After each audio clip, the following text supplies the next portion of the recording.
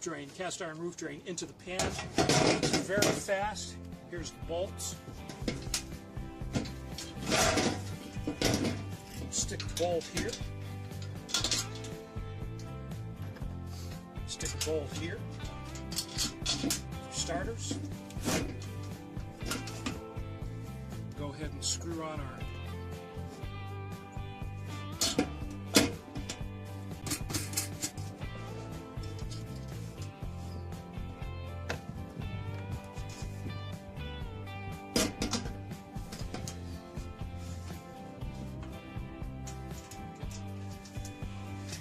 Okay, so we cut the square out of the roof. You can see it here. Fits the pan. Your drain's already connected. Set it down. Your drain's in. And then you're going to want to make sure you put on your leaf grate. Lock it in, which I just did. And this roof is a little bit unique. This pan is designed for joists that are 16 on center. This roof is 24 inches on center. These joists are 24. But these holes here are designed to take screws.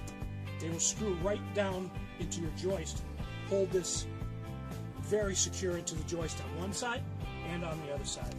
Some people like to put framing on the end. You can do that, and you can put more screws in to make it more secure.